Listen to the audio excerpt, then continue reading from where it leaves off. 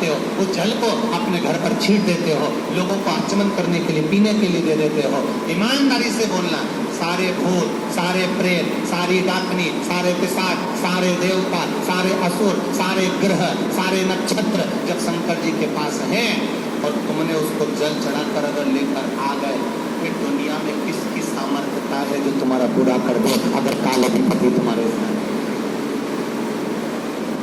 अकाल मृत्यु हो मरे जो काम करे चंडाल का, काल उसका क्या बिगाड़े जो भक्त हो महाकाल का। जो शिव की आराधना करता है, शंकर की उपासना करता है, शिव तत्व को जो जानता है, शंकर के मंदिर जाना जिसने चालू कर दिया, शिव की आराधना करना जिसने चालू कर दिया, शंकर का गुणगान करना जिसने चालू कर दिया, फिर ये ना सोचना कि किसी ने नींबू पटक दिया, किसी ने मिर्ची पटक दी, कहीं उसको भूत आ गए तो कहीं उसको प्रेत आ गए, ये सब भ्रम और प्रपंच और छल से दूर हो जाओ। जो शंकर का है वो जानता है कि शिव शमशान में निवास करते हैं और शमशान की साधारण सी जगह नहीं, वहाँ सब मेरे बाबा का दिया हुआ उसकी दृष्टि में सब सम है, इसलिए उसका नाम शमशान है। वहाँ कोई बड़ा नहीं, कोई छोटा नहीं। मैनपुरी में अगर बहुत करोड़पति व्यक्ति मरता है तो उसको क्या डनलप के गद्दे पे ले जाते हैं? अरे बोलो तो, क्योंकि हमारे सीओर में तो ऐसा नहीं होता।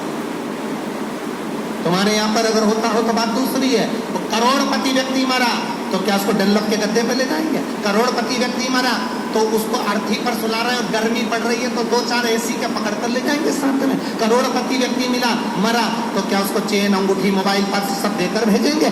अगर करोड़पति व्यक्ति मरा तो क्या उसको लैपटॉप देकर भेजेंगे? करोड़पति व्यक्ति मरा तो क्या उसको बादाम खिलाकर भेजेंगे? शिव महापुराण की कथा कहती है शंकर के दरवाजे पर उसका नाम है शमशान। शमशान का मतलब होता है जहाँ सबकी शान सम है, उसका नाम शमशान है। सब अमीर हो, गरीब हो, सब सम है उसके दरवाजे पर, इसलिए उसकी शान सबकी सम रखता है। वो शमशान, वो शिव का धाम, वो शंकर की चौखट। एक पत्ते है।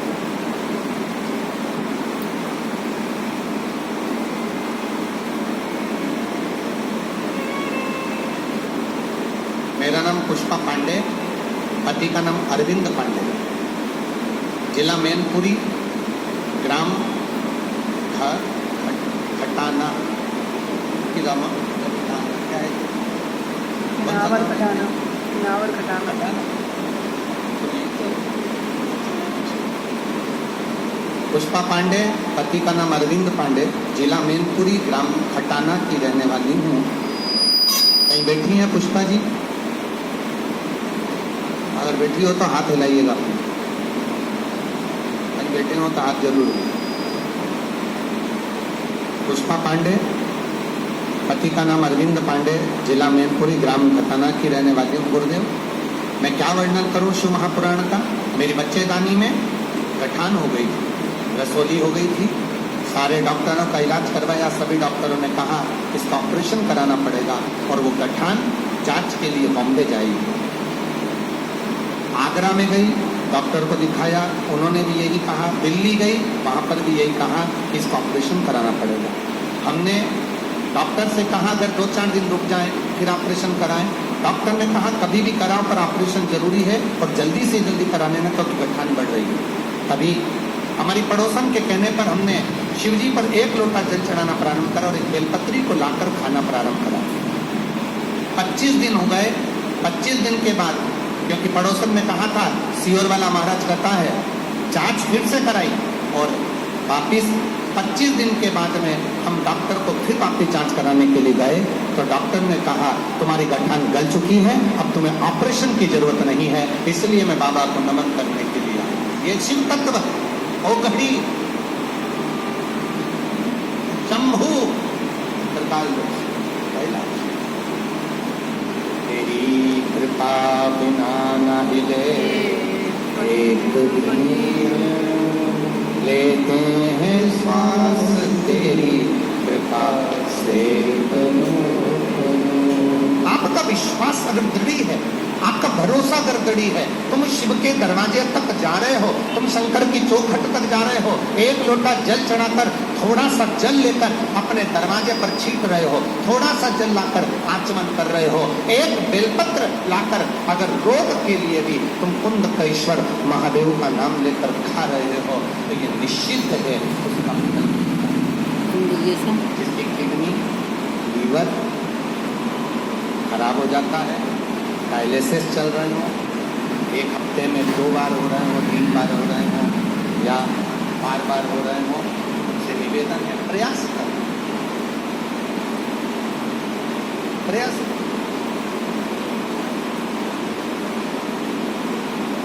एक सफेद दुर्वा, दुर्वा जानते हो सब लोग? अरे जम के तो बोलो। वो गणेश जी को जो धूप चढ़ती है दुर्वा, वो हरी होती है। ये जितनी हरी दुर्वा लगी होती है, इसमें एक सफेद दुर्वा भी लगी होती है, सफेद कलर की दुर्वा। एक सफेद दुर्वा शिव जी को समर्पित कर दो। एक लोटा जल कुंदकेश्वर अवधूतेश्वर महादेव का नाम लेकर शंकर को समर्पित करें और उस जल को लेकर उन दुर्वा को वापस उठाकर लिया है। जिसके डायलिसिस चल रहे हो या जिसका किडनी लीवर बेकार हो रहा हो, वो जल जो शिव जी पे चढ़ा हुआ है दुर्वा वाला, वो जल उसको तो दुर्वा फिर वापस पानी में गला दें और उसका पानी डायलिसिस वाले को ज़्यादा मात्रा में पानी नहीं देना, केवल ये समझ लो कि एक छोटी चम्मच होती है, तो छोटी चम्मच से आधा चम्मच पानी के अगर आपने उसको दिया और उसके एक हफ्ते में अगर 2 भी डायलिसिस चल रहा है और कुंदकेश्वर अवधूतेश्वर महादेव का नाम लेकर अगर आप समर्पित कर रहे हो और वो जल उसको दे रहे हो, तो ये निश्चित है कि 4-5 हफ्ते में उसके डायलिसिस धीरे धीरे कम होना चालू हो जाएंगे और उसको लाभ मिलना पड़ेगा।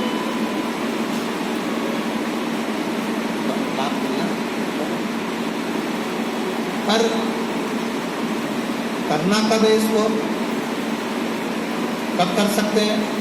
तो शिव महापुराण की कथा में वर्णन आया है, सावन का जो अधिक मास है, इस सावन के अधिक मास में जो शिवरात्रि पड़ेगी, अधिक मास की एक शिवरात्रि पड़ती है और अधिक मास की जो शिवरात्रि पड़ेगी उसी दिन में कभी भी शाम तक रात्रि तक तुम्हारी जब मर्जी पड़ जाए, तब देवादिदेव महादेव को वो दुर्गा समर्पित कर उस जल को लाकर उस जीव अवश्य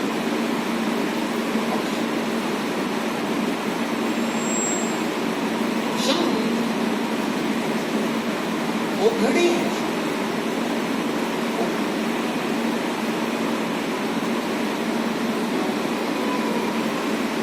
शिव कथा कहती है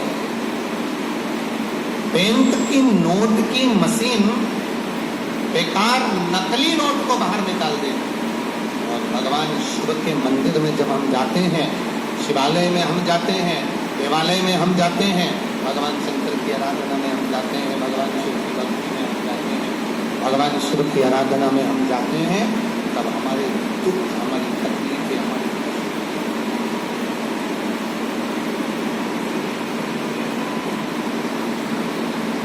मेरे भोले तेरा सहारा है, मेरे भोले तेरा सहारा है, नैया आपको किनारा है, मेरी नैया आपको किनारा।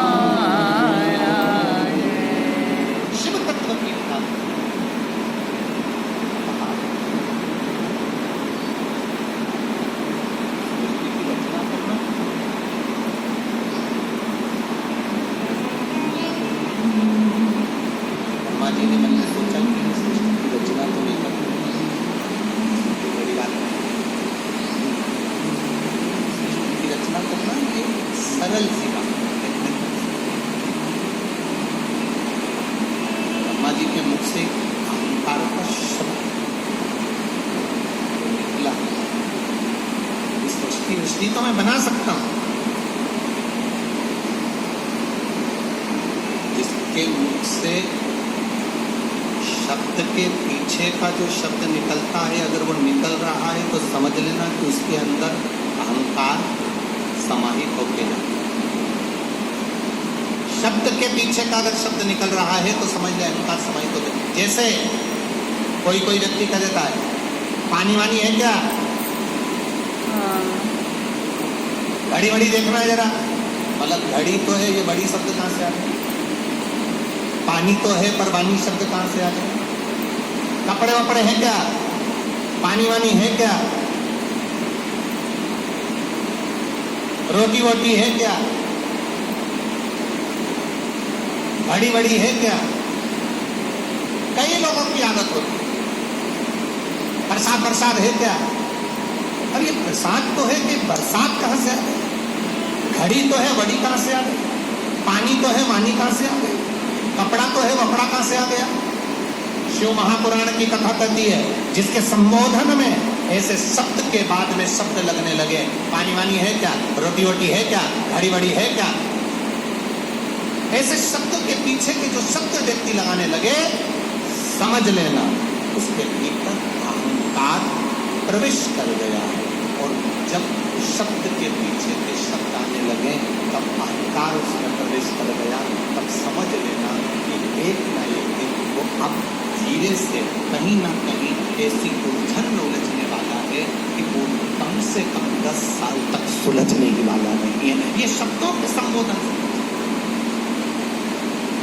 आपके घर में अगर बहू, बच्चे, बेटे, पति, पत्नी, कोई भी अगर ऐसे शब्द बोलता है, दादा, दादी, नाना, नानी, कोई ऐसे शब्द बोलता है, कोई भी शब्द, एक शब्द के पीछे का शब्द, क्यों रोटी वोटी है क्या, समझ लेना समय आ गया, गड़बड़ है, जरूर कोई ना कोई इसमें अहंकार समाहित हो गया।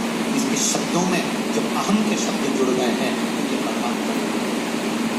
घर में अगर कोई बोल, हमें इससे तो मुझे लगता है कि मैनपुरी में ऐसा बोलते नहीं, बोलते हैं, अरे बोलो तो नहीं बोलते, कभी भी बोलने में तो नहीं आता कि पानी वानी हो दिला दो, देखो जरा रोटी वोटी क्या बनी है, दुकानदार के पास कोई कपड़ा वपड़ा है क्या अच्छा वाला। जब इस तरह के शब्दों पर शब्द की मार पड़ती है, दूसरे शब्दों का संबोधन आता है, अब शब्दों का संबोधन जुड़ जाता है, तब समझ लें कहीं ना कहीं अहंकार, कहीं ना कहीं अभिमत्ता, कहीं ना कहीं अभिमान, कहीं ना कहीं अहम हमारे सामने आकर खड़ा है। जब वो अभिमान हमारे सामने आकर खड़ा होता है तो वो हमको धीरे धीरे धीरे धीरे बर्बाद, धीरे धीरे वो हमको नष्ट करने की कोशिश करता है।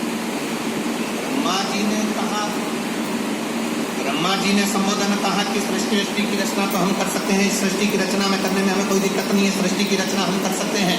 जैसे ही ब्रह्मा के मुख से जो शब्द निकला वो अभिमत्ता का शब्द था, तो भगवान शिव जी ने कह दिया सृष्टि की रचना करो। बना क्या? ब्रह्मा जी ने ब्रह्मा जी ने जब सृष्टि की रचना करना प्रारंभ करा, सृष्टि की रचना करना जब ब्रह्मदेव चालू करे तो सबसे पहले ब्रह्मा जी ने जो सृष्टि रची वो किन्नरों की सृष्टि।